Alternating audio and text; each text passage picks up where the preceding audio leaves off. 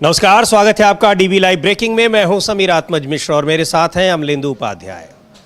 राजनीति अब आम जनता से अलग होकर दिखाई पड़ रही है, यानी उनके मुद्दों के बजाय अब यहाँ चर्चा हो रही है कीड़े मकोड़ों की और पशुओं की, यानी आम आदमी मनुष्य उससे थोड़ा परे जाता दिखाई पड़ रहा है। और ये चर्चा केवल सुप्रीम कोर्ट से भले शुरू हो रही है, लेकिन अब वो सोशल मीडिया से लेकर और राजनीतिक दलों के बीच, बौद्धिक जगत के बीच और सिविल सोसाइटी के बीच उसकी चर्चा शुरू हो गई है। क्यों हो गई है? शुरुआत हो रही है कॉकरोच से। गाय की चर्चा तो अक्सर होती रहती है, फिर हो रही है एक बार। क्यों हो रही है उस पर भी हम लोग आएंगे, लेकिन पहले बात करते हैं कॉकरोच के नाम पर जिस तरीके की राजनीति शुरू हो रही है। सुप्रीम कोर्ट से निकलकर ये सड़क पर आया और अब सोशल मीडिया पर कॉकरोच के नाम से पार्टी बन रही है, कॉकरोच के नाम से पेज बन रहे हैं, साइट बन रही है, वेबसाइट बन रही है। और क्या आखिर ये एक चुनावी राजनीति में भी उतरने की तैयारी हो रही है? इसको लेकर भी चर्चाएं शुरू हो गई हैं। जिस कॉकरोच जनता पार्टी की हम बात कर रहे हैं, उस कॉकरोच जनता पार्टी के सोशल मीडिया पर फॉलोवर दिन दूने रात चौगुने बढ़ रहे हैं। और आपको एक दिन पहले ही, कल ही हम लोगों ने चर्चा की थी कि उसकी संख्या तमाम जो देश की राजनीतिक पार्टियां हैं, यहाँ तक कि भारतीय जनता पार्टी भी, उससे कहीं ज़्यादा हो गई है। और अब तो उसकी संख्या बीजेपी के फॉलोवर्स की तुलना में लगभग दोगुनी हो गई है। क्या है इसके पीछे? क्यों इसको इतनी पॉपुलैरिटी मिल रही है? और क्या देश का बेरोजगार, देश के जो युवा हैं, देश के जो छात्र हैं, वो वास्तव में सरकार से या व्यवस्था से इतने परेशान हैं कि उनको अगर कहीं भी थोड़ा सा सहारा दिख रहा है तो वो उनको डूबते को तिनके का सहारा जैसा दिखाई पड़ रहा है? इस पर बात करेंगे। क्या है इनके पीछे? आखिर क्यों इस तरीके से ये बढ़ोतरी हो रही है? और कॉकरोच जनता पार्टी के नाम से और उसी की तरह से अब दूसरे पार्टियां या कह कि सोशल मीडिया पर अकाउंट बनने शुरू हो गए हैं। अमलेंदु जी, अब ये क्या चीजें हैं? इसको लेकर क्या जो तमाम मुद्दे हैं, नीट को लेकर लगातार छात्र उसके विरोध में प्रदर्शन कर रहे हैं। जिस तरह से परीक्षा लीक हुई है, परीक्षा निरस्त हुई, दोबारा परीक्षा हो रही है, उसके बाद भी कोई ज़रूरी नहीं कि परीक्षा बहुत अच्छे तरीके से हो ही जाएगी और एक साफ सुथरे ढंग से। क्या इन सारे मुद्दों से भटकाने के लिए कोई कोशिश है, या फिर वास्तव में जो निराश युवक हैं वो किसी भी तरीके से इसको एक सहारे के रूप में देख रहे हैं कि उनको एक बेहतर मंच मिल रहा है, इसके जरिए वो अपनी भी भड़ास निकाल सकें और उनकी अपनी जो परेशानियां हैं, उनकी जो समस्याएं हैं, उसको आम लोगों के सामने ला सकें? हाँ, देखिए समीर जी की जो अभी इस पे बारे में ज़्यादा कुछ नहीं कहा जा सकता, चूँकि जो खुद जो इसके जो पेज के बनाने वाले हैं दीप के उनका खुद का कहना है कि मजाक में शुरू किया था, लेकिन ये मजाक सरकार को भारी पड़ जाएगा ये अंदाज़ा नहीं था। और सरकार को मजाक जो भारी पड़ता है वो दिखाई पड़ रहा है। कोई इस उद्देश्य के साथ शुरू नहीं किया गया था कि सरकार को कोई चुनौती देनी है, ये भी साफ समझ में आ रहा है। लेकिन जब 2 करोड़ लोग जुड़ गए तो फिर उनको भी मजबूर होकर जो है वो जो बनाने वाले हैं पार्टी, उनको भी मुद्दों की बात करनी पड़ रही है। देखिए समीर जी, कोई भी पार्टी बने या कोई संगठन बने या कोई आंदोलन हो, अगर मुद्दों पर नहीं होगा तो बात नहीं बनेगी। पहली चीज़ तो ये बहुत स्पष्ट है। अब जिस तरीके से युवाओं का एक गुस्सा, आप इसको कह सकते हैं कि बिल्कुल निकल कर सामने आया है, वो इस तरीके से जाहिर हुआ है। तो अब ये गुस्सा और इसको अभिव्यक्ति जो दे दी है वो CJI जस्टिस सूर्यकांत ने, उन्होंने जो कॉकरोच कहा युवाओं को, उसके विरोध में युवा जो है तमाम तरीके की रील्स बनी। अब सोशल मीडिया का ज़माना है तो इसमें कहीं भी कोई भी वायरल हो जाता है तो वायरल होगा। वही नहीं, कॉकरोच जनता पार्टी वायरल नहीं हो रही है, तमाम तरीके की नई पार्टियों के नाम जो है वो निकल कर सामने आ रहे हैं। कॉकरोच जनता पार्टी, कॉकरोच सेवा पार्टी, राष्ट्रीय जूता पार्टी, इस तरह की पार्टियां भी बन रही हैं। वो भी हम लोग दिखाएंगे किस किस तरह की पार्टियां बन रही हैं। और सबको अच्छे अच्छे फॉलोअर्स मिल रहे हैं। तो अगर सबको अच्छे अच्छे फॉलोअर्स समीर जी मिल रहे हैं तो इसका मतलब कहीं ना कहीं कोई नाराज़गी जो है वो जनता के अंदर, खासतौर से जो युवा वर्ग है उसके अंदर है। अब इसके पीछे समीर जी सरकार की मंशा क्या है? जाहिर सी बात है समीर जी, अगर आप किसी चीज़ को दबाएंगे तो आप जितना दबाएंगे तो फिर वो उतनी उससे ज़्यादा ताकत के साथ ऊपर उभर कर आती है। आप एक लकड़ी का टुकड़ा लीजिए और पानी हो कहीं रखिए और आप दबाने की कोशिश कीजिए, नीचे दबाइए, तो जितना तेज़ी से आप नीचे दबाएंगे उतनी तेज़ी से वो ऊपर उठकर आता है। तो ये एक वैज्ञानिक सिद्धांत है। तो आप जिस चीज़ को दबाने की कोशिश करेंगे वो उतनी तेज़ी से उभर कर सामने आता है। तो हो सकता है कि सरकार की भी मंशा रही हो कि असली मुद्दों से ध्यान भटकाने के लिए ठीक है युवाओं को इस तरफ भेज दो, उनका जो है वो एक तरीके से पंचिंग बैग जो होता है ये पंचिंग बैग बन जाएगा, यहाँ आके गुस्सा निकल जाएगा और ये सेफ्टी वॉल्व की तरीके से काम करेगा, सरकार बची रह जाएगी। ये भी एक हो सकता है, चूंकि कल समीर जी पूरे देश भर में यूथ कांग्रेस और NSUI ने प्रदर्शन किए हैं नीट मसले को लेकर। और लगातार हो रहे हैं प्रदर्शन उसको लेकर जी, अलग-अलग शहरों में आज सुबह मतलब 47 डिग्री और 45 डिग्री टेम्परेचर में दोपहर में ये वो तस्वीरें भी है, कल जयपुर की ये तस्वीरें हैं, तस्वीर है।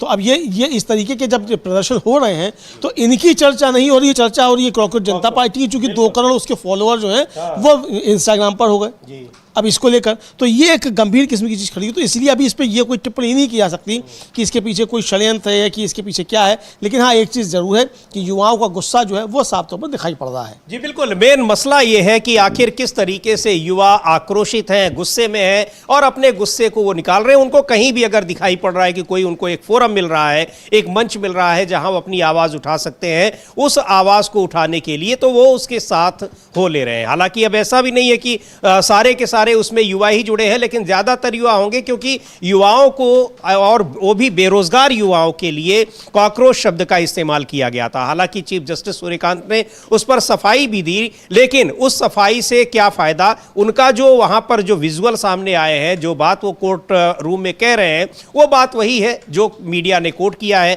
यानी कहीं उसको कम से कम तोड़ मरोड़ कर नहीं किया गया है कि उन्होंने कहा कुछ और उसको लिया कुछ गया। हाँ, वो कह रहे हैं कि हम किसी और के लिए कह रहे थे, लेकिन सवाल यह है कि आखिर आप देश के किस वर्ग के लोगों के लिए कॉकरोच और पैरासाइट का इस्तेमाल कर रहे थे, ये भी तो बात है। बिल्कुल बिल्कुल समझिए, ये आप इस्तेमाल कर रहे थे। इससे पहले भी जस्टिस सूर्यकांत की कुछ आपत्तिजनक टिप्पणियां इस तरीके की हो रही हैं। मुझे ध्यान पड़ रहा, मार्च में कोई केस था, एक जो था व्यक्ति पहुंचा था पीएम केयर फंड पे पूछने के लिए, उसने याचिका दायर की थी, तो उससे कहा कि जाओ लुधियाना में जाकर पहले 2-4 सोचा और बेचो। और वो याचिका, अरे भाई आप याचिका खारिज कीजिए जी, तो जाके लुधियाना में स्वेटर में कई बार टिप्पणियां होती रही हैं अमलित जी। बिल्कुल आप सही कह रहे हैं कि यहाँ पर जो यानी सरकार के खिलाफ जो याचिकाएं होती हैं, कई बार वहाँ इस तरीके से कहते या टिप्पणी करते दिखाई पड़ते हैं कि जैसे सरकार सब ठीक कर रही है, लोग ही उसको ठीक से नहीं ले रहे हैं। एक और चीज़ आपने ऑब्जर्व की होगी, जहाँ बड़े या नामी वकील रहते हैं जिन मामलों में, उनके सामने उनकी ऐसी टिप्पणियां कम आती हैं। बिल्कुल जैसे चाहे हम अगर कुछ उदाहरण भी ले लें, प्रशांत भूषण हो, अभिषेक मनु सिंघवी हो, यानी जिनके बारे में उनको लगता है कि अगर यहाँ कोई ऐसी टिप्पणी करेंगे तो हो सकता है फिर उनको लेने के देने पड़ जाए, उनको इस तरह से सफाई देनी पड़ जाए। ऐसी कई टिप्पणियां उनकी चर्चा में रही हैं, लेकिन ये टिप्पणी तो पूरी की पूरी एक उस समुदाय पर थी, बेरोजगार, जिसकी बेरोजगारी के लिए, ऐसा नहीं कि युवा अपनी बेरोजगारी के लिए खुद जिम्मेदार हों, वो भी जिम्मेदार हैं, इससे इनकार नहीं किया जा सकता, लेकिन काफ़ी हद तक सरकार, उसकी नीतियां और ये व्यवस्था भी जिम्मेदार है। लेकिन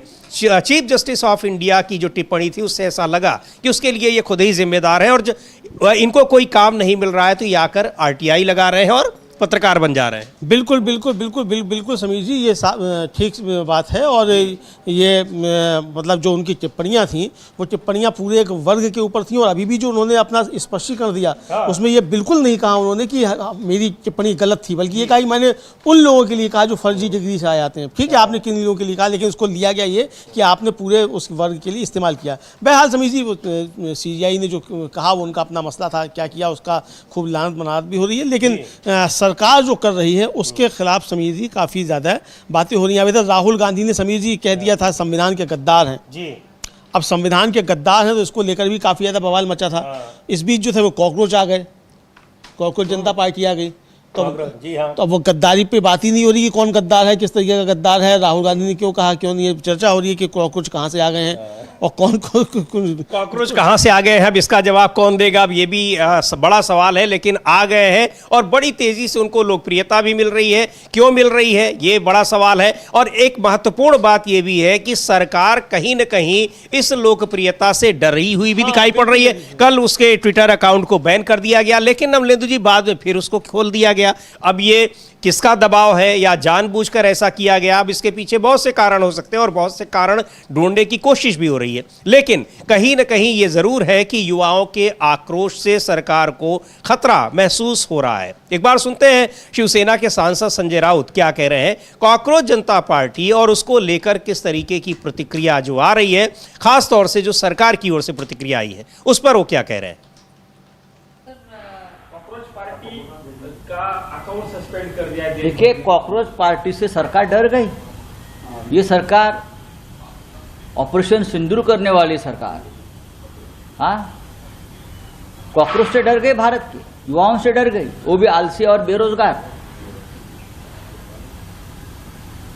बोलिए सर, तुम्ही काल इटलीच्या पंतप्रधान नरेंद्र मोदींच्या इटलीच्या दौऱ्यावरती ट्वीट केले आहे। काल मगाशी बोललो राहुल त्याच्यावर। गांधी का कहना है कि मोदी जो है वो बाहर रील्स बनाने में बिजी थे, जबकि यहाँ बच्चे जो है परेशान है। पेपर लीक और जो मार्किंग इस बार 12th के लिए हुई है, ऑन स्क्रीन मार्किंग, उसको लेकर काफी परेशान है। बच्चे परेशान है, लेकिन सरकार परेशान नहीं है। सरकार को परेशानी होनी चाहिए बच्चों का दुख देकर, लेकिन सरकार परेशान नहीं है। तो यहाँ पर कॉकरोच से डर गई है। अब डर गई है या नहीं डर गई है, लेकिन जो 4-5 दिनों के भीतर अगर उसके सोशल मीडिया पर फॉलोअर्स की संख्या 2 करोड़ से ज़्यादा हो जाए तो ये अपने आप में ये दिखाई पड़ रहा है कि कहीं न कहीं एक बड़ा वर्ग युवाओं का उसको समर्थन दे रहा है। और उसने जिस तरीके से अपनी बातें रखी हैं, तमाम पोस्ट की हैं, एक अपना एजेंडा बनाया हुआ है, बहुत सारी चीज़ें ऐसी हैं वो कहीं न कहीं उसको प्रभावित करती हुई दिखाई पड़ रही हैं। अमलेंदु जी, हाँ बिल्कुल, ये प्रभावित करती दिखाई पड़ रही है समीर जी, ये ठीक है। और जो सबसे बड़ी बात यही है कि जो युवाओं का गुस्सा है वो सामने निकल कर आ रहा है, तो युवाओं के गुस्से से बचना चाहिए और सरकार को जिम्मेदारी लेनी चाहिए। खासतौर से नीट का मामला जो है, राहुल गांधी भी उसमें कह रहे हैं कि प्रधानमंत्री इस पे जिम्मेदारी लें या फिर शिक्षा मंत्री को इस्तीफा उनका लें।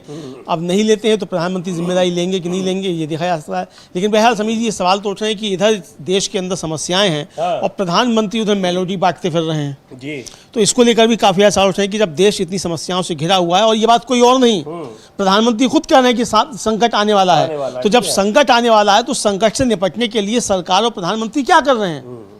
सवाल तो ये है ना कि जब आप स्वीकार कर रहे हैं कि संकट आने वाला है, देश के सामने गहरा संकट है, उस समय आप क्या कर रहे हैं? तो आप उस समय मेलोडी बांट रहे हैं, ये देश के सामने आ रहा है, तो सवाल तो उठेंगे निश्चित तौर पे। का युवा भी देख रहा है कि हाँ, नीट की परीक्षा रद्द हो रही है, नौकरियां आ नहीं रही हैं, और यहाँ पर एडमिशन के लिए भी अगर टेस्ट उनको देना पड़ रहा है तो वो परीक्षा भी लीक हो रही है। यानी वो करे क्या, उनके सामने समस्या है, और अगर उसके खिलाफ आवाज़ उठाते हैं तो आप स्क्रीन पर जो तस्वीर देख रहे हैं, इस तरीके से उनकी जो अभिव्यक्ति की आज़ादी है उसका स्वागत किया जाता है और समर्थन किया जाता है। बहरहाल अगर ये युवाओं का आक्रोश है तो ये आक्रोश कहीं ना कहीं ये दिखा रहा है कि सरकार को सतर्क हो जाना चाहिए। इस तरीके से अगर युवाओं के भीतर एक गुस्सा अगर पनपता दिखाई पड़ रहा है। कांग्रेस के सांसद हैं दीपेंद्र हुड्डा, उनको सुनते हैं क्या कह रहे हैं या युवाओं की बातों को लेकर। और कॉकरोच जनता पार्टी जैसी जो एक कैंपेन है, युवाओं का कैंपेन, और अगर उसको अभी पार्टी समझा जाए या जो कुछ भी समझा जाए, संगठन समझा जाए, तो उनका उभार इतनी तेजी से क्यों हो रहा है, इस पर उन्होंने कहा है। कॉकरोच जनता पार्टी बहुत ट्रेंड कर रही है, क्या कहेंगे? देखिए, आज मैंने सुना है कि उनका ट्विटर बैन कर दिया गया है। नोटबंदी और वोटबंदी के बाद बीजेपी अब लाई है कॉकरोच बंदी।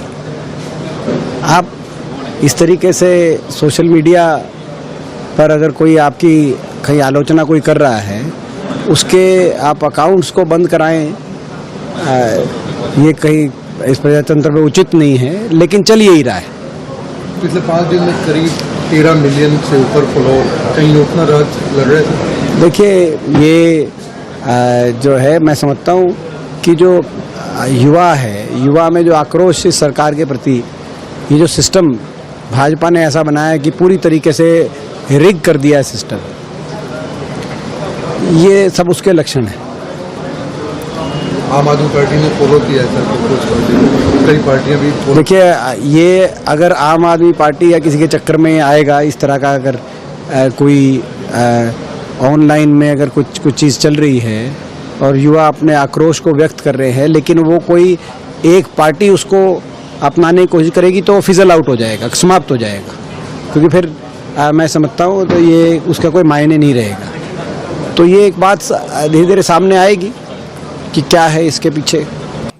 तो ये सोशल मीडिया पर एक इतनी तेजी से बढ़ रही है, उसके फॉलोअर्स बढ़ रहे हैं, लेकिन ऐसा नहीं है कि सोशल मीडिया ही, अमलेंदु जी, सड़कों पर भी उसके समर्थक युवा निकल रहे हैं। ये जो तस्वीरें हैं, ये बिहार से आई हुई तस्वीरें हैं, कुछ और भी तस्वीरें हैं, उनको देखते हैं कि जब तक सिस्टम गटर रहेगा तब तक कॉकरोच पैदा होते रहेंगे। जब तक रहेगा क्या भारत में गटर, तब तक रहेगा कॉकरोच। कुछ इस तरीके का नारा कुछ भी बन सकता है। तो लेकिन ये कॉकरोच के विषय में समीर जी बड़ी दिलचस्प बातें भी हैं। समाजवादी पार्टी के सांसद हैं जावेद अली खान, उन्होंने जो है उनका जो फेसबुक का उनका अपना प्रोफाइल है उस पर उन्होंने कॉकरोच के बारे में बड़ी बढ़िया जानकारी दी है, और वो जानकारी भी हम लोग देख सकते हैं वो जानकारी क्या है कॉकरोच के बारे में। तो क्या इसीलिए सरकार जो है उससे डरी है, या कॉकरोच और ज़्यादा पैदा हो जाएंगे, इसको लेकर की भी बातें सब चल रही हैं। तो ये समीर जी देखा जा सकता है कॉकरोच की कुछ विशेषताएं करके जो है उन्होंने एक ट्वीट किया है, और उसमें 4 विशेषताएं कॉकरोच की बताई हैं समीर जी। बिल्कुल। तो ये जावेद अली खान है, समाजवादी पार्टी के सांसद, और कह रहे हैं कि कॉकरोच की कुछ विशेषताएं, एक कॉकरोच एक साल में 1 लाख से ज़्यादा कॉकरोच पैदा करता है, लंबे समय तक भूखा प्यासा रह सकता है और रेडिएशन सहन कर सकता है, हाथ पैर कटने पर पुनः उगाते हैं और सर कटने पर भी चल सकता है, सब कुछ खाता है और खुद बीमार नहीं होता, दूसरों को बीमार कर देता है। तो ये उसकी खासियत बताई है। लेकिन जो दीपेंद्र हुड्डा कह रहे हैं वो भी बहुत महत्वपूर्ण है कि सरकार अब नोटबंदी और इसके कौन सी बंदी कही थी, उसके बाद उन्होंने अब कॉकरोच बंदी लागू कर रहे हैं। लेकिन कॉकरोच बंदी अगर लागू करेंगे तो बहुत लोगों को राहत मिल जाएगी। बहुत तंग करते हैं कॉकरोच, बहुत लोगों को राहत मिल जाएगी, और सबसे बड़ी राहत तो उनको मिलेगी ये काम सरकार नहीं करेगी। सबसे ज्यादा राहत तो उन्हें मिलेगी जिन्होंने कॉकरोच शब्द मतलब युवाओं के लिए दिया, उन्हें बहुत राहत मिलेगी। अब समझ में नहीं आता समीर जी कि वो इस बात से कुछ विचलित हैं कि नहीं है जिन्होंने युवाओं को कॉकरोच कहा था, जिस तरीके से ये प्रतिक्रिया युवाओं के सामने आ रही है। इससे एक चीज़ तो समीर जी साहब में समझ में आती है, इसके पीछे कोई भी हो और कोई इसका लाभ उठाने की कोशिश करे या क्या करे, एक चीज़ तो समझ में आती है कि अब इस तरीके से नहीं चल सकता देश के अंदर कि आप मोदी भक्ति में लीन रहें और किसी भी एक खास वर्ग के ऊपर आप कोई भी टिप्पणी कर दें। ये देश अब स्वीकार नहीं करेगा, फिर आप चाहे किसी भी संवैधानिक पद पर बैठे हो और चाहे किसी भी पद पर बैठे हुए हैं। तो बहुत संयम के साथ अब बातें करनी पड़ेंगी। बिल्कुल। और इसको लेकर अच्छा, लेकिन ये जो आवाज विपक्ष उठा रहा है या जो छात्र उठा रहे हैं, जो युवा उठा रहे हैं अमलेंदु जी, अब जो इस कॉकरोच जनता पार्टी के जो फाउंडर है, उसके संस्थापक है, वो भी अपने जो इस सोशल मीडिया पर पोस्ट कर रहे हैं, अपनी बातों के वो वीडियो भी जारी कर रहे हैं। अभी उन्होंने इस नीट परीक्षा को लेकर भी कुछ कहा है, एक बार उनको भी सुन लेते हैं कि आखिर वो क्या कह रहे हैं और किस तरीके से वो सरकार के खिलाफ अपना गुस्सा निकाल रहे हैं। अब सरकार ने अगर उनके ट्विटर अकाउंट को बैन किया था कल, जिसको फिर से खोल दिया गया, यानी फिर से वो शुरू हो गया, तो क्या इन सब के पीछे यही तो नहीं है कि कहीं ये डर लग रहा हो कि अब एक और फोरम तैयार हो गया है सोशल मीडिया पर जो इतनी तेजी से आगे बढ़ रहा है, वो भी अब सरकार की आलोचना करेगा। धर्मेंद्र प्रधान का इस्तीफा मांग लिया है उन्होंने। बिल्कुल धर्मेंद्र प्रधान का इस्तीफा मांग लिया है, और उस पर कहा है कि अब इस पर मतलब कैंपेन भी चलाएंगे। जी हाँ, यूथ कांग्रेस तो और एनएसयूआई तो प्रदर्शन कर ही रहे हैं, अब सोशल मीडिया पर भी ये कैंपेन जो है एक चलेगा। तो अगर इस तरीके से समीर जी चलेगा ये आंदोलन, तो जाहिर सी बात है कि सरकार को दिक्कतें तो पैदा होंगी। तो क्या आप सरकार जो है किस तरीके से निपटेगी? और ये जिस तरह से युवाओं का समर्थन मिलता दिखाई पड़ रहा है सड़क पर, अब ये पोस्टर हम लोग जो देख रहे हैं, तो ये यही चीजें हैं, ये युवाओं का गुस्सा, आक्रोश, और सबसे बड़ी बात ये कि उनको कोई रास्ता चूंकि नहीं दिखाई पड़ रहा है कि वो करें क्या और किससे कहें। सुप्रीम कोर्ट में अगर मामला जाता है युवाओं का, युवाओं से जुड़ा, वहां पर उनको कॉकरोच बता दिया जाता है, या वहां भी जो टिप्पणियां होती हैं वो उनके लिए अपमानजनक होती हैं। ऐसे में जब सारे रास्ते बंद हैं तो फिर उनको इस संविधान ने यही रास्ता दिया है जिसको वो चुन रहे हैं। बहरहाल क्या कह रहे हैं जो अभिजीत दीपके हैं, इसके फाउंडर हैं, संस्थापक हैं, जो कॉकरोच जनता पार्टी बनी है, जो एक बिल्कुल सनसनी जैसी एक पिछले 4-5 दिनों में वो दिखाई पड़ रही है, चर्चा हो रही है, उसी के संस्थापक को सुन लेते हैं क्या कह रहे हैं वो नीट परीक्षा को लेकर। धर्मेंद्र प्रधान का इस्तीफा क्यों मांग रहे हैं? How are you cockroaches? यार मुझे सभी लोग बोल रहे हो आप इंटरनेट पर धमाल मचा रहे हो, लेकिन मुझे लगता है अब कुछ असली काम करने का भी वक्त आ गया है, जिसके लिए हमने ये शुरू किया था। तो आज हम एक पिटीशन शुरू करने जा रहे हैं जहां पर हम एजुकेशन मिनिस्टर का रेजिग्नेशन मांगने जा रहे हैं। तो आप सभी लोग इसको ज्यादा से ज्यादा नंबर्स में साइन करिए और सपोर्ट कीजिए, क्योंकि अब वक्त आ गया है to make this system accountable. ये सिस्टम की गलती थी जिसकी वजह से 22 लाख से ज्यादा स्टूडेंट्स का फ्यूचर खराब हुआ है। ये सिस्टम की गलती थी जिसकी वजह से नीट के स्टूडेंट्स को सुसाइड करनी पड़ी है। तो हम चाहते हैं कि कुछ भी हो जाए, लेकिन धर्मेंद्र प्रधान को रिजाइन तो करना ही पड़ेगा। तो चलिए साथ में आवाज उठाते और एक प्रेशर बनाते हैं, जिससे उन सभी विद्यार्थियों को, उन सभी स्टूडेंट्स को न्याय मिलेगा जिनके साथ गलत हुआ है। तो ये जय हिंद करते हुए और ये बता रहे हैं कि आखिर यहाँ क्या कुछ होना चाहिए, युवाओं से अपील कर रहे हैं, धर्मेंद्र प्रधान का इस्तीफा मांग रहे हैं।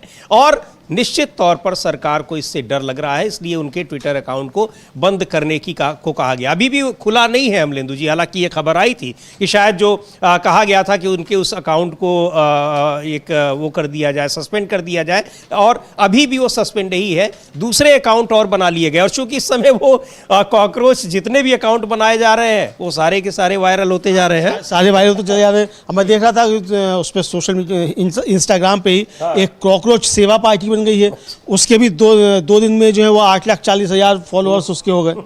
तो इस तरीके के तमाम जो है कॉकरोच के नाम से, मतलब ये कॉकरोच लग रहा है कहीं कॉकरोच शब्द ही ना बैन हो जाए। अगर इसी तरीके से होता रहा और सरकार को इससे डर लगता रहा तो कॉकरोच शब्द ही, इसका भी नाम बदला जा सकता है, जैसे विकलांग दिव्यांग हो गया, इसी तरीके से कुछ किया जा सकता है, इलाहाबाद प्रयागराज हो गया, तो इसलिए कॉकरोच का नाम भी बदला जा सकता है। तो ये भी हो सकता है समीर जी, तो कॉकरोच का नाम ही बदल दिया जाए, अब करते रहो कॉकरोच कॉकरोच, तो ये भी हो सकता है, इस पर भी हो सकता है, विचार कर। लेकिन समीर जी इस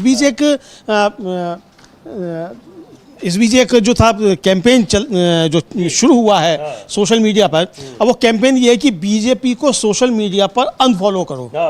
और ये अनफॉलो करने का जो कैंपेन था सोशल मीडिया पर, इसको एक प्रोफेसर अरुण मिश्रा हैं कोई, उन्होंने इसको शुरू किया और उनका जो था वो ट्विटर हैंडल जो है वो सस्पेंड कर दिया गया। अच्छा। अब उसको लेकर लोगों ने काफ़ी रिट्वीट किए थे, तो एक अर्पित शर्मा है कोई, उन्होंने रिट्वीट किया उसको कि unfollow the BJP from all social media handles, convince your parents, show them. ये है उनका ट्वीट है, वो कह रहे हैं कि अनफॉलो कर दीजिए बीजेपी के सभी सोशल मीडिया हैंडल्स को, और अब युवाओं से अपील कर रहे हैं कि कन्विंस योर पेरेंट्स, आप जो अपने पेरेंट्स हैं, माता पिता हैं, उनको आप कन्विंस करिए, उनको समझाइए, उनको आप दिखाइए कि बीजेपी क्या कर रही है और देश के भविष्य को कहाँ ले जा रही है। तो ये अनफॉलो बीजेपी का एक कैंपेन ये लोग चला रहे हैं, और साथ में ये भी कह रहे हैं कि इस पर आप लोग वीडियो बनाइए, मुझको टैग कीजिए, और सीजेपी यानी कॉकरोच जनता पार्टी को उसके इंस्टा हैंडल्स को आप उस पर टैग कीजिए, अभिजीत ध्रुव। मुझे लगता है ध्रुव, ये शायद ध्रुव राठी के लिए कहा जा रहा होगा, क्योंकि वो सोशल मीडिया में बहुत ज़्यादा फेमस है। तो ये सारी चीज़ें यहाँ पर ये कैंपेन चलाया जा रहा है, we shall unite for our democracy, लिख रहे हैं कि अपने लोकतंत्र को बचाने के लिए हम सबको एकजुट होना होगा। तो अब ये सब करेंगे अमलेंदु जी, तो फिर बीजेपी डरेगी है, तो अब करेगी, कहेगी कि अब इनको सस्पेंड करो। हाँ बिल्कुल सस्पेंड करो, और इसलिए उनका जो प्रोफेसर मिश्रा है उनका जो है वो सस्पेंड कर दिया, भारत में सस्पेंड है। इस बीच समीर जी एक बड़ी खबर आ रही है, उमर खालिद को दिल्ली हाई कोर्ट से थोड़ी राहत मिली है और वो 3 दिन के लिए जेल से बाहर आएंगे, उनको मतलब इंटरिम बेल जो है वो मिली है, और अपनी माता की सर्जरी के लिए उन्होंने जमानत याचिका दायर की थी, जिसको लोअर कोर्ट ने खारिज कर दिया था, जबकि उससे पहले ही सुप्रीम कोर्ट की 2 जजों की बेंच, जस्टिस बीवी नागरत्ना और जस्टिस उज्जवल भैया की खंडपीठ जो थी, वो बहुत सख्त टिप्पणी कर चुकी थी। उसके बाद जो है ये याचिका इनकी 3 दिन की इंटरिम बेल जो थी वो लोअर कोर्ट से खारिज हो गई थी। अब हाई कोर्ट ने इनको 3 दिन की सशर्त जमानत जो है, अंतरिम जमानत वो दी है। इस बीच ये खबर ये थी, ये एक महत्वपूर्ण खबर है कि उनको एक जमानत दे दी गई है, लेकिन बहुत चर्चा में थी जस्टिस नागरत्ना और जस्टिस उज्जवल भैया की वो टिप्पणी अमलेंदु जी, जिसको लेकर उन्होंने अपने ही सुप्रीम कोर्ट पर ही सवाल उठाए थे कि यहाँ लार्जर बेंच के फैसलों को नहीं माना जा रहा है, और जो कुछ जमानत के मामले नाम लेकर कहा था कि शर्जील इमाम और उमर खालिद की सबको जमानत नहीं मिल पा रही है। तो ये चीज़ें हैं, लेकिन अब ये खबर आ रही है कि दिल्ली हाई कोर्ट से उमर खालिद को जमानत मिल गई है 3 दिन की, 1 जून से 3 जून तक के लिए। तो ये महत्वपूर्ण खबर है। और इधर युवाओं का गुस्सा, युवाओं की नाराजगी जो दिखाई पड़ रही है, और अब उसमें केवल कॉकरोच जनता पार्टी सरकार के खिलाफ तमाम पोस्ट ही नहीं कर रही है, उससे जुड़े हुए लोग सरकार के खिलाफ अपनी भड़ास नहीं निकाल रहे हैं, बल्कि अब ये भी कैंपेन चला रहे हैं कि सोशल मीडिया पर आप लोग बीजेपी को अनफॉलो करिए। जाहिर सी बात है ये बीजेपी के लिए तो एक बड़ा झटका है ही। अब इसीलिए ऐसे तमाम अकाउंट्स को सस्पेंड कराने की तैयारी कर रही है बीजेपी, और खुद कॉकरोच जनता पार्टी को ही सस्पेंड कराने के लिए कह दिया गया है। ट्विटर अकाउंट उनका अभी भी सस्पेंड है। हाँ बिल्कुल समीर, ट्विटर अकाउंट अभी भी सस्पेंड है। और इतना ही नहीं समीर जी, कॉकरोच जनता पार्टी नहीं, तमाम पार्टियां जो हैं वो बन गई हैं ट्विटर पे और इंस्टाग्राम पे, और उनके निशाने पर वो मीडिया भी है जो मेलोडी है चॉकलेटी वाला जो था वो प्रधानमंत्री का गुणगान कर रहा था, एक एंकर हैं उनका, उन्होंने उसको मतलब कई नाम भी दिए गए हैं उसको। मेलोडी डिप्लोमेसी भी कहा जा रहा है, चॉकलेटी डिप्लोमेसी भी कहा जा रहा है। अब समीर जी, मीडिया ने कार्यक्रम ही इस पे कर डाले कि साहब मेलोडी के वीडियो ने रिकॉर्ड तोड़े हैं। 24 घंटे में 7 मिलियन प्लस वाली मिठास, मेलोडी बहुत ज़्यादा चॉकलेटी है, इस तरीके के करके कुछ ट्वीट किए गए। अब ट्विटर पे ही एक पार्टी बन गई है, डिजिटल जेन जी पार्टी, DGZP। अब उसने वो एंकर महोदया का ट्वीट जो था उसको रिपोस्ट करते हुए और उस पर बड़ी सख्त टिप्पणी की और लिखा कि shame on you so called journalist, पता नहीं आपने बच्चों को क्या ही शिक्षा दे पाओगी। आपको CBSE की हरकत की वजह से लाखों बच्चों का भविष्य नहीं दिख रहा। एक टॉफ़ी पर अपना प्राइम टाइम बना डाला। अगर अभी भी थोड़ी सी खुद की इज्जत बची हो तो मन में तो कॉल आउट करो CBSE वालों को, अदरवाइज बहुत गलत हो रहा है बच्चों के साथ। अब इस तरह की टिप्पणियां भी सोशल मीडिया पर तमाम तरीके की हो रही हैं, चूँकि सभी जी सोशल मीडिया है और यहाँ पर तमाम तरीके की जो चीज़ें हैं वो सामने गुस्सा निकल कर आता है। लेकिन ये जो मेलोडी जी को टॉफ़ी खिलाने वाला मामला था, इसको लेकर राहुल गांधी ने भी एक समीर जी ट्वीट किया है कल। हालांकि वो कल शाम का उनका ट्वीट है, लेकिन वो काफ़ी उस ट्वीट को देखते हैं। इधर इंडियन नेशनल लोकदल के विधायक हैं अर्जुन सिंह चौटाला, उन्होंने भी इस कॉकरोच जनता पार्टी को लेकर, युवाओं की नाराजगी को लेकर, उनके गुस्से को लेकर एक ट्वीट किया है। उनको भी सुन लेते हैं। ट्वीट भी किया है उन्होंने, अपना बयान जारी किया है। क्या कह रहे हैं अर्जुन सिंह चौटाला, एक बार सुनते हैं उनको। देखिए जी, SIR से पहले, क्योंकि आपने SIR की बात करी, मैं उससे पहले एक बात आपसे जरूर करना चाहूंगा कि इस देश के अंदर, और पिछले कई दिन से जी, क्योंकि हम देख रहे हैं कि देश के अंदर क्या गतिविधियां हो रही है, क्या चीज हो रही है, और क्या है कि जी, और मेरे को लगता है आप भी, हम उस जनरेशन से आते हैं, हम उस पीढ़ी से आते हैं जिस पीढ़ी को आज के दिन कॉकरोच कहा जा रहा है। हम उस पीढ़ी से आते हैं जिसको आज के दिन आलसी कहा जा रहा है। हम उस पीढ़ी से आते हैं जिसको आज के दिन, माइंड यू, हमारे माँ बाप नहीं, चीफ जस्टिस कह रहे हैं कि भाई ये किसी काम के नहीं है। भाई ऐसा क्या हमने कर दिया? ऐसा हमारी पीढ़ी ने ऐसा क्या कर दिया? आप इस देश के सारे बड़े घोटाले उठा के देख लो, कोई भी जेन जी का अगर आपको मिल जाए तो मेरे को बताओ। तो इस पीढ़ी ने करा क्या? इस पीढ़ी ने सिर्फ सवाल ही तो करा है। और सवाल क्या करा है? सवाल ये करा है कि भैया मेरे से आपने 100 रुपए टैक्स में लिए, मुझे बताइए कहां लगे।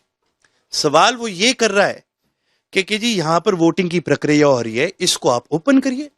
वो सवाल ये कर रहा है कि भाई मेरे नीट का पेपर लीक क्यों हो रहा है।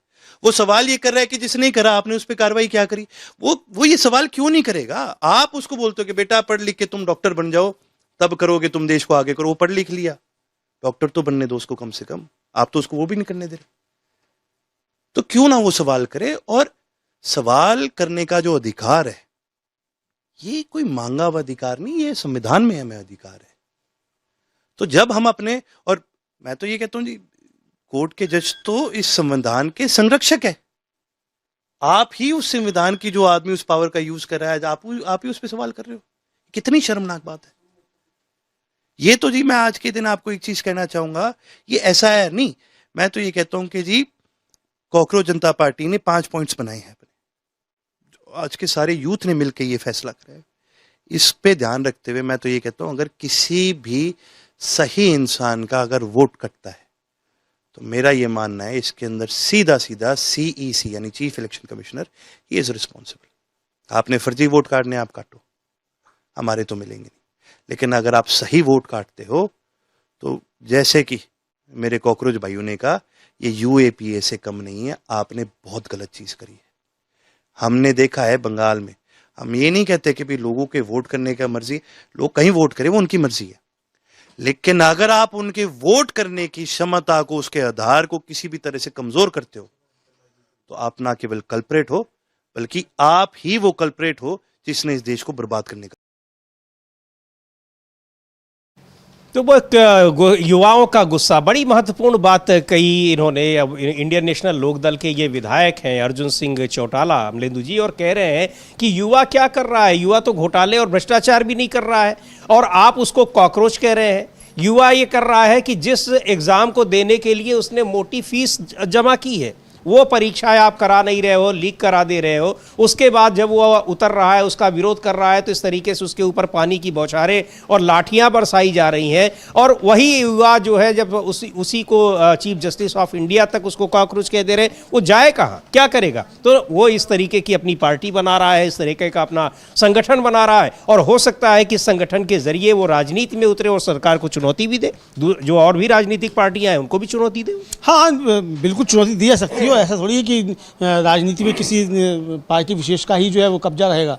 भाई नए लोग भी आते हैं, नई चीज़ें भी होती हैं, बहुत कुछ होता है, तो हो सकता है कोई नई चीज़ उभरे भी। लेकिन बात वही है जो दीपेंद्र सिंह हुड्डा कह रहे थे कि गंभीरता से फिर आपको आंदोलन की तरफ आना पड़ेगा, गंभीरता से मुद्दे उठाने पड़ेंगे, और अगर आप किसी का टूल हैं तो फिर आप सरकार का ही काम कर रहे हैं। फिर आप चाहे किसी भी पार्टी का टूल हो, चाहे कांग्रेस की हो, चाहे आम आदमी पार्टी हो, किसी के भी टूल अगर आप हैं, पता लगी जाएगा, बहुत दिन तक नहीं छिपता है। तो अगर आप किसी के टूल हैं तो फिर आप भी विश्वासघात फिर कर रहे हैं। तो इसलिए अगर आप इस पर बढ़ें आगे, तो आपको फिर आगे इस पर बढ़ना होगा, जनता के सवालों की बातचीत तो आपको करनी होगी। अब समीर जी, तरह तरह की पार्टियां बन गई। अभी हमने दिखाया डिजिटल जैन जी पार्टी बन गई थी, उसने एक एंकर महोदया को खींच डाला अच्छे तरीके से।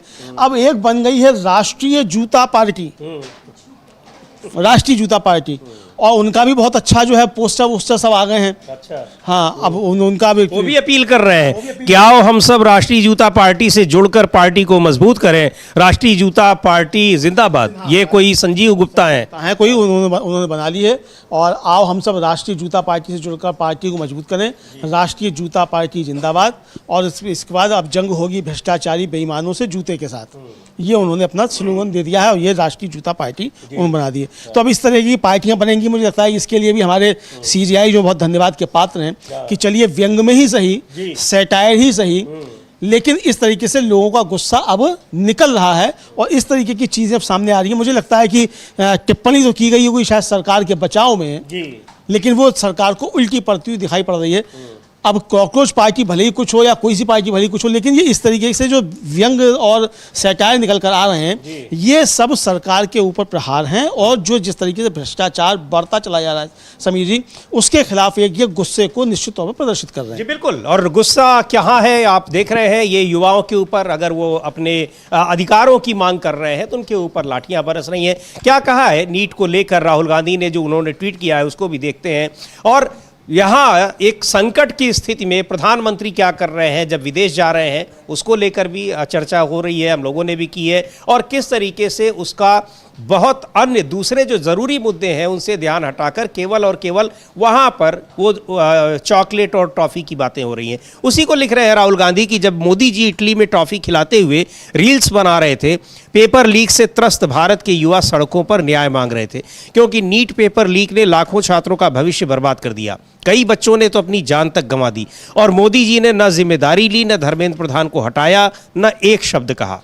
अब जब छात्र एनएसयूआई और आईएनसी के कार्यकर्ता न्याय की आवाज़ उठा रहे हैं, बीजेपी की प्रदेश सरकारें उन पर लाठियां बरसा रही हैं।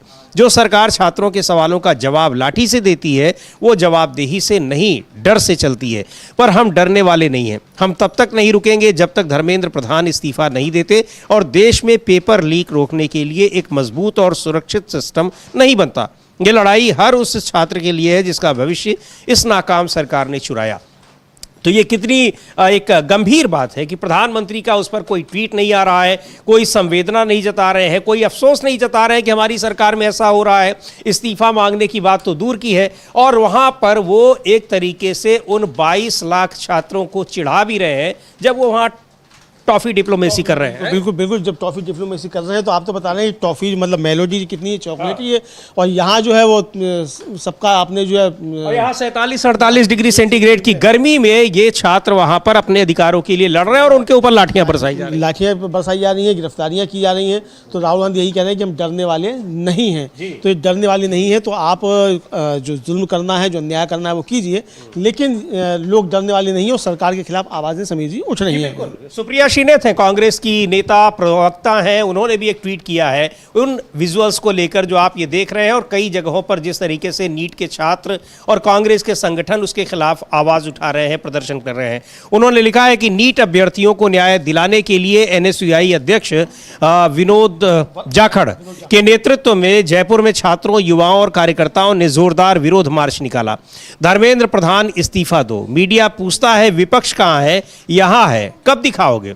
तो विपक्ष को दिखाने के लिए विपक्ष जब आंदोलन करता है तो उसके आंदोलन के बजाय यहाँ पर टॉफ़ी और चॉकलेट वाली डिप्लोमेसी दिखाई जाती है, और उसी लिए वो कह रहे हैं। और इस तरह के ट्वीट बहुत सारे लोगों ने किए हैं अमलेंदु जी, केवल कांग्रेस पार्टी के नहीं, बहुत सारे दूसरी पार्टियों के लोगों ने भी और तमाम आम लोगों ने भी सोशल मीडिया पर ऐसे भरमार हैं कि ये प्रदर्शन है, इसको दिखाता नहीं है मेन स्ट्रीम मीडिया, और फिर कहता है कि विपक्ष है कहाँ पर। बिल्कुल बिल्कुल बिल्कुल यही और सवाल यही करता है कि विपक्ष कहाँ है, कि घर से नहीं निकलते। अरे घर से निकलते तो ये 45 डिग्री और 48 डिग्री की ये कहाँ से लोग सड़कों पर दिखाई पड़ रहे हैं?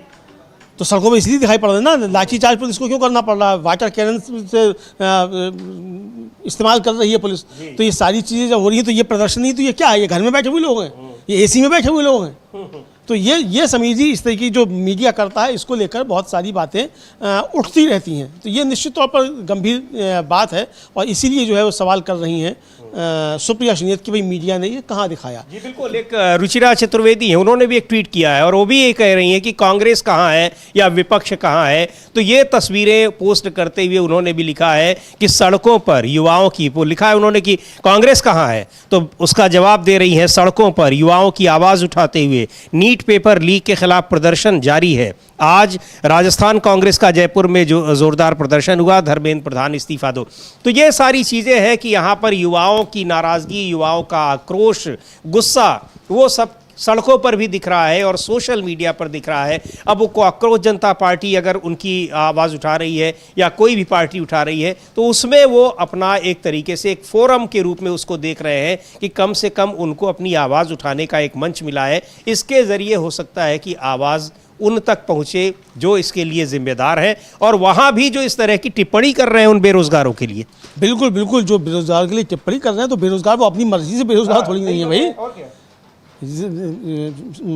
सीजीआई साहब जो आदेश पारित कर दें कि सरकार हर बेरोजगार को रोजगार दे, फिर देखिए कौन कौन कोच रहता है कौन नहीं रहता है। तो जहां आपको कहना चाहिए वहां तो आप कुछ कह नहीं रहे हैं, उसके बचाव में ही आप बात कर रहे हैं, सरकार के बचाव में ही। और यहाँ जो है आप पूरे एक वर्ग को जो आप कोच कह दे रहे हैं, तो ये गुस्सा तो साफ तौर पे समझिए सामने आएगा लोगों का, वो आ रहा है। जी बिल्कुल। और यहाँ इधर एक कांग्रेस पार्टी के नेता हैं, प्रवक्ता हैं, पूर्व केंद्रीय मंत्री जयराम रमेश, उन्होंने ये जो तमाम जगहों पर ये चाहे वो डिप्लोमेसी दिखाई पड़ रही हो चॉकलेट की, टॉफ़ी की, लेकिन वास्तव में देश की विदेश नीति कहाँ जा रही है उसको लेकर उन्होंने एक ट्वीट किया है। बहुत गंभीर आरोप लगाए हैं, और आरोप नहीं लगाए हैं बल्कि उन्होंने तथ्यों को केवल बताया है कि सरकार कर क्या रही है और देश की विदेश नीति संचालित कहाँ से हो रही है। देखते हैं जयराम रमेश का ट्वीट। वो लिख रहे हैं कि 10 मई 2025 को शाम 5:37 पर अमेरिकी विदेश मंत्री मार्को रूबियो ने सबसे पहले ऑपरेशन सिंदूर को रोकने की घोषणा की। कल श्री रूबियो ने ही एक बार फिर सबसे पहले यह घोषणा की कि वेनेजुएला के राष्ट्रपति अगले हफ्ते भारत का दौरा करेंगे। यह घोषणा तब की गई थी जब भारत और वेनेजुएला ने इस खबर का कोई संकेत भी नहीं दिया था और न ही इसकी पुष्टि की थी।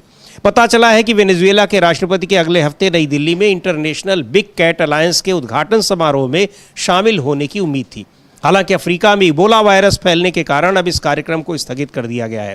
भारतीय विदेश नीति के लिए अमेरिकी विदेश मंत्री के पास और क्या क्या है, यानी जो कुछ चीज़ें यहाँ पर हो रही हैं भारत की विदेश नीति से संबंधित, वो चीज़ें अमेरिका तय कर रहा है, और तय ही नहीं कर रहा है, उसकी सूचना भी वही दे रहा है। ये कितनी गंभीर बात है, कितना गंभीर आरोप है, लेकिन सरकार इसका जवाब नहीं दे रही है। अमलेंदु जी, वो टॉफ़ी और चॉकलेट बांट के बता रही है कि विदेश नीति इस तरह से चलती है। हाँ बिल्कुल समझिए, विदेश नीति किस तरीके से चलती है, वो विदेश नीति टॉफ़ी बांट कर ही चलती है। की बात ये आपको बताएं कि उस टॉफ़ी बांटकर, यहाँ मैं कल देख रहा था सोशल मीडिया पर बहुत सारे बीजेपी के नेता आपस में एक दूसरे को मेलोडी वाली टॉफ़ी बांट रहे हैं। उनको लग रहा है कि वास्तव में ये झंडा गाड़ कर आए प्रधानमंत्री, जो दुनिया में कोई और नहीं कर सका है। हाँ, दुनिया में कोई और नहीं कर सका है। वहाँ एक पेड़ भी लगा कर आए, पता नहीं वो मेलोडी का पेड़ लगाया है कि काहे का पेड़ लगाया है समझिए, लेकिन वो सोशल मीडिया पर तमाम चीज़ें और भी चल रही हैं। जी, कि भक्तों की भावी जो है क्या है, वो हम उन शब्दों का इस्तेमाल करना नहीं चाहते, तो वो सब भी चीज़ें चल रही हैं। बहरहाल अगर यही विदेश नीति है समीर जी, तो इस विदेश नीति का हासिल क्या है, ये भी तो पूछा जाना चाहिए। भाई अगर ये गले पड़ना और टॉफ़ी भी देना और उसमें डायमंड का हार जो है वो देना, अगर यही सब डिप्लोमेसी है, तो इस डिप्लोमेसी का देश की अर्थव्यवस्था पर, देश की नीतियों पर, देश के और चीज़ों पर क्या असर पड़ता है, देश को इसका क्या लाभ हो रहा है, ये भी तो बताया जाए। आप इतने 5 देशों की यात्रा से लौटकर आ रहे हैं, तो इन 5 देशों की यात्रा से क्या हासिल हुआ? अगर आप ट्रेड डील करने गए थे, जैसा कि कहा जा रहा है कि साहब स्वीडन में ट्रेड डील हुई है और नॉर्वे में ट्रेड डील हुई है, तो भाई ये ट्रेड डील जो आप करने गए, तो ट्रेड डील करने के लिए आपकी आने की तो आवश्यकता नहीं थी। वो तो कॉमर्स मिनिस्ट्री का एक सचिव स्तर का, बल्कि का ये जॉइंट सेक्रेटरी स्तर का अधिकारी भी जाता और जाकर ट्रेड डील कराता, दस्तखत कराता। आपके जाने की 5 देशों की आवश्यकता क्यों थी? तो आप 5 देशों में गए हैं, तो आपने डिप्लोमेसी की, तो बताएं। और समीर जी, मुझे लगता है कि अब तक 12 सालों में जितनी यात्राएं की गई, उन 12 सालों की यात्राओं पर इन 5 देशों की यात्राओं ने पानी फेर दिया एकदम से। और वो इसलिए फेर दिया कि जिस तरीके से आपका से सवाल पूछा गया नॉर्वे में, और उसका जिस तरीके से आपने जवाब नहीं दिया, और आपने अपने जो वहाँ के विदेश सचिव जो उसके हैं नॉर्डिक कंट्रीज़ के लिए सीबी जॉर्ज, उन्होंने जिस तरीके से जवाब दिया, उससे और ज़्यादा भद्दपट्टी। तो ये सब मिलाकर जो है आप जो अब तक खर्चा किया था अपनी विदेश यात्राओं पर, अगर उसका कोई हासिल है, तो उसका हासिल ये है कि पूरी दुनिया जो है आप पे हंसी जो है वो कर रही है कि भाई ये बता रही है कि भारत जो प्रेस फ्रीडम है उसके मामले में 157वें नंबर पर क्यों है, ये पूरी दुनिया में चर्चा हो रही है। तो यहाँ आपकी विदेश नीति इस तरीके से काम कर रही है, और विदेश सचिव जिस तरीके से वहाँ पर सवालों के जवाब दे रहे हैं अमलेंदु जी, उसकी भी काफ़ी पूरी दुनिया में तमाम जगहों पर उस पर लेख लिखे गए हैं, चर्चा की गई है और बड़ी उसकी आलोचना हुई है और उसका मजाक उड़ाया गया है। बहरहाल यहाँ जो पश्चिम बंगाल में बीजेपी की नई सरकार बनी है, उस सरकार पर बहुत ही गंभीर आरोप लगे हैं और ये कहा जा रहा है कि ये प्रक्रिया जो कुछ यहाँ हो रहा है वही पूरे देश में लागू होगा। साकेत गोखले हैं, तृणमूल कांग्रेस के सांसद हैं, पत्रकार रहे हैं, उन्होंने एक लंबा चौड़ा ट्वीट किया है। उनके उस ट्वीट को देखते हैं, बहुत गंभीर बात उन्होंने कही है, सवाल उठाए, लेकिन सवाल उन्होंने मुख्यमंत्री शुभेंदु अधिकारी जो है उन्हीं के बयानों के आधार पर ही ये सवाल उठाए हैं, उन्होंने अपनी तरफ से नहीं उठाए हैं। वो लिख रहे हैं कि अच्छा, उसको जो हेडलाइन दे रहे हैं लिख रहे हैं कि ज़रूरी जानकारी। उनका कहना है कि हो सकता है कि सिर्फ इसलिए आपकी नागरिकता छिन जाए क्योंकि आपका नाम वोटर लिस्ट में नहीं है। बंगाल की अवैध मुख्यमंत्री ने ऐलान किया है कि जिन लोगों पर घुसपैठिया होने का ठप्पा लगेगा उन्हें अब अदालतों के सामने पेश नहीं किया जाएगा, बल्कि सीधे बीएसएफ के हवाले कर दिया जाएगा। सवाल यह है कि पुलिस ये फैसला कैसे करेगी कि कौन घुसपैठिया है। एसआईआर के दौरान 90 लाख से ज्यादा लोगों के नाम वोटर लिस्ट से हटा दिए गए थे। क्या इन 90 लाख लोगों को घुसपैठिया करार दिया जाएगा? अगर ऐसा होता है तो एसआईआर अब नागरिकता की एक परीक्षा बन गया है। हमारी नेता ममता बनर्जी ने बिल्कुल सही कहा था कि एसआईआर असल में एनआरसी का ही एक बैक डोर यानी चोर दरवाजा है। अब एसआईआर भारत के बाकी सभी राज्यों में भी शुरू होगा। बंगाल में वोटरों के नाम सिर्फ इसलिए वोटर लिस्ट से हटा दिए गए थे क्योंकि उनके नामों की स्पेलिंग में छोटी मोटी गलतियां थी। क्या पूरे भारत में भी ऐसा ही होगा? अगर ऐसा होता है तो ये बहुत बहुत ज़्यादा खतरनाक है। ज़रा सोचिए, सिर्फ इसलिए आपकी नागरिकता छिन जाए क्योंकि आपका नाम वोटर लिस्ट में नहीं है। और ये आशंकाएं वहाँ पर पहले से ही थी, बंगाल में भी, उससे पहले बिहार में भी, कि कैसे यहाँ पर एसआईआर कराने का मकसद क्या है। ये सही तरीके से नहीं लागू कर सके जिस तरह से करना चाहते थे, तो अब ये दूसरे तरीके से जो लागू करना है, यानी जो इसको नागरिकता तय करने का, वो अब एसआईआर के ज़रिए उसको किया जा रहा है। यानी जो एनआरसी जो बनाया जा रहा था, रजिस्टर बनाया जा रहा था नागरिकों का, वो अब मतदाता सूची के जरिए ही तय किया जाएगा। अब सीधे बीएसएफ को भेज दिया जाएगा। और ये बात मुख्यमंत्री ने खुद ही कही। हाँ, मुख्यमंत्री जब खुद समीर जी इस बात को कह रहा है तो आप समझ सकते हैं कि कितनी गंभीर वहाँ परिस्थितियाँ होंगी। और साकेत गोखले उन्हीं के हवाले से कह रहे हैं, मुख्यमंत्री के हवाले से ही कह रहे हैं। और जो शक जाहिर किया जा रहा है वो शक जो है वो साफ दिखाई पड़ता है। सवाल ये उठ रहा है कि भाई जो 90 लाख लोग एसआईआर से बाहर किए गए, क्या वो 90 लाख लोग घुसपैठिए हैं? और अगर 90 लाख लोग घुसपैठिए हैं तो 12 साल से सरकार क्या कर रही थी? क्या इस सरकार ने 90 लाख लोग अकेले बंगाल में ही घुसपैठिया घुसा दिए? ये सवाल है जी। तो क्या 1 करोड़ लोग जो है आपने वहाँ तमिलनाडु में घुसा दिए जिनके 1 करोड़ के नाम काटे गए? 2.5 करोड़ के आसपास उत्तर प्रदेश में नाम काटे गए हैं, तो 2.5 करोड़ उत्तर प्रदेश में आपने घुसा दिए। तो ये सरकार क्या घुसपैठिया सरकार हो गई है? ये सवाल भी उठ रहे हैं, इस तरीके के सवाल उठ रहे हैं। इसका कोई जवाब नहीं मिल रहा है, लेकिन ये बहुत गंभीर मसला जो है साकेत गोखले ने इसकी तरफ समीर जी याद दिलाई है। जी बिल्कुल, वहाँ याद दिलाई है। और पश्चिम बंगाल में ही बहुत महत्वपूर्ण मुद्दा है। सरकार अब बन गई है, वहाँ पर सरकार बनने से पहले मछली खाकर, मांस खाकर वहाँ पर एक बताया जा रहा था कि कौन कितना ज़्यादा खा सकता है, मछली लेकर टहल घूम रहे थे। अब वहाँ पर पशु वध नियंत्रण कानून जो है बड़ा सुर्खियों में आ गया है अमलेंदु जी। बकरीद से पहले और बड़ा दावा किया गया कि कटने नहीं देंगे, उसके बाद फिर अब सरकार खुद ही कह रही है कि नहीं, हम इस पर कोई रोक नहीं लगा रहे हैं। मोहम्मद सलीम ने उस पर टिप्पणी की है, लेकिन इस मुद्दे पर सरकार बहुत घिरी नजर आ रही है पशु वध कानून को लेकर। हाँ, गाय को लेकर खासतौर से बहुत ज़्यादा घिरी नजर आ रही है समीर जी। इसमें वहाँ हुआ ये है कि एक असहयोग आंदोलन कहिए या आप कहिए कि मतलब प्रतिवाद का आंदोलन हो गया। वहाँ मुसलमानों ने कह दिया कि भाई हम आपकी गाय नहीं खरीदेंगे, क्योंकि आपकी माता है तो इसको आप संभाल के रखिए। अब वह पशु पालने वाले सब हिंदू हैं जो लेकर जाते थे। हम लोगों ने परसों भी समीर जी चर्चा की थी कि जिस मार्केट में, जिस पशु बाजार में 20,000 जानवर प्रतिदिन आया करते थे, वहाँ आप 12 जानवर या 13 जानवर ही पहुँच रहे हैं और उसके लिए भी खरीदार नहीं मिल रहा है। तो ये हो गया, तो वहाँ चिंता पैदा होने लग गई। तब चिंता पैदा हुई तो फिर अब सरकार को परेशानी पैदा होना शुरू हुई। अब इसको लेकर जो है वो मोहम्मद सलीम जो हैं, जो वहाँ के राज्य माकपा के सचिव हैं, वो क्या कह रहे हैं उसको हम लोग सुन सकते हैं। मोहम्मद सलीम लंबे समय तक सांसद भी रहे हैं और सीपीएम के बड़े नेता हैं, वरिष्ठ नेता, उनको सुनते हैं क्या कह रहे हैं वो।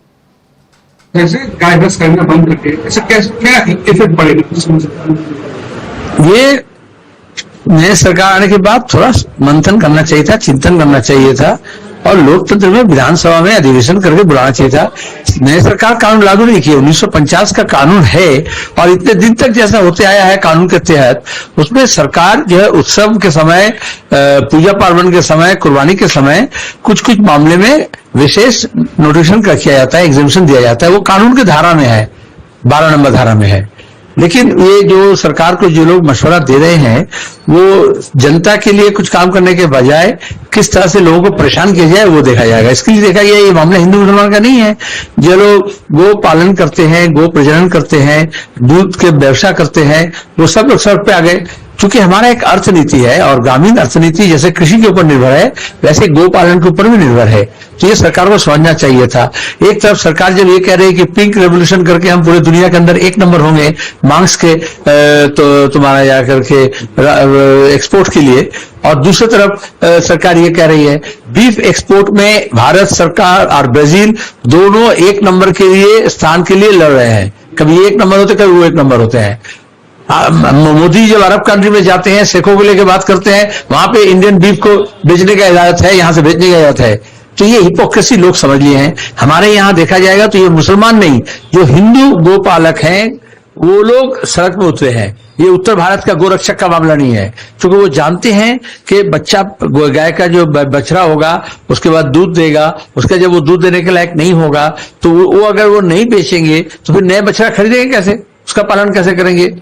तो दूध का व्यवसाय और मांस का व्यवसाय और उसके साथ गो पालन एक साथ जुड़ा हुआ है। अंग्रेज आकर के हमारा तांत को खत्म किया था, जो जुलाहा थे, जो बुनकर थे, उनको परेशान किया अपने कंपनी के फायदे के लिए। आजादी के बाद कांग्रेस की हुकूमत पूंजीवादी व्यवस्था तैयार करने के लिए कृषि व्यवस्था को खत्म किया, कृषक आत्महत्या कर रहे हैं, और अभी जो गो पालन करते हैं वो आत्महत्या करेंगे। मोदी सरकार आके, बीजेपी आके, आगे आके जो हमारा दूध और गाय के जो व्यवसाय करते हैं उनको परेशान कर रहे हैं। क्योंकि बड़े बड़े कंपनियों को फायदा देने के लिए वो ये काम करते हैं, तो छोटे छोटे कंपनी खत्म हो जाए। जैसे छोटे दुकानदार खत्म हो रहे हैं, बड़े बड़े मॉल बन रहा है, मल्टीनेशनल कंपनी आ रहे हैं, देसी कंपनी खत्म हो रहा है। तो इसी अर्थनीति के तहत हम इसका विरोध किए और हाई कोर्ट में आज उसका केस किया गया। विकास रंजन भट्टाचार्य वो गोपालक के पक्ष में अपने तथ्य रखे, हाई कोर्ट उसका राय देंगे। सरकार इतने परेशान न करके जैसे चल रहा था वैसे चलने देते, और जो लोग ये करते भी हैं कुर्बानी वगैरह, उनको भी कानून के तहत रह करके समझदारी के साथ काम आना पड़ेगा। ये समझदारी वो लिए बोल के इतने परेशानी हो रहा है, अब वो खरीदते, हम खरीदेंगे नहीं, तो जो बेचने वाले हैं वो तैयार है, खरीदने वाले नहीं है, तो व्यवसाय तो ठप हो जाएगा। बीजेपी सरकार तो अब मुश्किल में उसको लगा होगा कि शायद ये ऐसा मुद्दा है, गाय का मुद्दा, जिसको हिंदू और मुसलमान कर लेंगे, लेकिन वो तो मामला पूरा उल्टा ही पड़ गया। वहाँ बेचने के लिए लोग तैयार हैं, कोई खरीदार नहीं मिल रहा है। हाँ बिल्कुल बिल्कुल, बेचने के लिए है और कोई ख़रीदार नहीं मिल रहा है, ये स्थिति पैदा हो रही है समीर जी। तो अब ये देखा जाए तो कॉकरोच से लेके गाय तक जो है वो इस देश के अंदर मामले काफ़ी ज़्यादा हैं। मतलब मनुष्य जो है चर्चा का विषय, हाँ मुद्दे हैं। और सुप्रीम कोर्ट में कुत्ते हैं, सुप्रीम कोर्ट में कुत्तों पे चर्चा है, देश के अंदर कॉकरोच और गाय पर चर्चा है। तो अब यही चर्चा होगी। आम आदमी की समस्याएं जो हैं उन पर चर्चा अब नहीं होनी है, कोई आवश्यकता नहीं है उसकी चर्चा करने की। छात्रों की समस्याओं पर चर्चा की कोई आवश्यकता नहीं है, चूँकि गाय, कॉकरोच और कुत्ते जो हैं यही अब चर्चा के केंद्र में रहेंगे। तो ये समझा जा सकता है। लेकिन इसके बीच समीर जी जो नीट का मसला है वो दब नहीं रहा है, बल्कि और ज़्यादा बढ़ रहा है।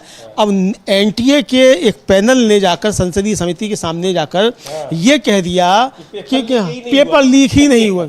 क्यों लीक नहीं हुआ तो आपने कैंसिल क्यों कर दिया? अगर अच्छा, लीक नहीं हुआ, इसी एनटीए को क्लीन चिट दे दिया था धर्म प्रधान ने, दे दिया था क्या? वो दे ही रहे हैं, बार बार धर्मेंद्र प्रधान दे रहे हैं। तो ये आप साफ तौर पर देख सकते हैं कि किस तरीके की देश चल रहा है। चॉकलेट से चल रहा है, कॉकरोच से चल रहा है, गाय से चल रहा है, कुत्तों से चल रहा है। बिल्कुल। लेकिन हाँ, ये है कि नीट को लेकर अब छात्र सड़कों पर उतरे हैं, तो उनकी बातों को भी बताना बहुत जरूरी है। कांग्रेस के नेता हैं पवन खेड़ा, वो क्या कह रहे हैं? एनटीए ने जो संसदीय समिति के सामने अपना जब वो पेश हुए तो उसमें उन्होंने कहा क्या? उनका कहना है कि पेपर तो लीक ही नहीं हुआ, यानी अभी तक जो सीबीआई हाथ पैर मार रही है इसका मतलब सब फर्जीवाड़ा है। सुन लेते हैं पवन खेड़ा को क्या कह रहे हैं। आपको याद है निर्मला जी ने कहा था कि रुपया कमजोर नहीं हुआ है, डॉलर मजबूत हो गया है। तो पेपर लीक नहीं हुआ है, हाँ क्वेश्चंस बाहर आ गए। इसका मतलब क्या हुआ बताइए? मजाक समझ रखा है। 2024 में जब लीक हुआ तब मामला सीबीआई तक पहुंचा और सीबीआई ने विलंब किया और कोर्ट में और समय मांगा, तो कोर्ट ने सीबीआई को फटकार भी लगाई। ये फिर से कहानी दोहरा रही है, लेकिन इस दौरान एक पूरी पीढ़ी का भविष्य खत्म हो रहा है, उसका वर्तमान अंधकारमय हो रहा है, भविष्य खत्म हो रहा है।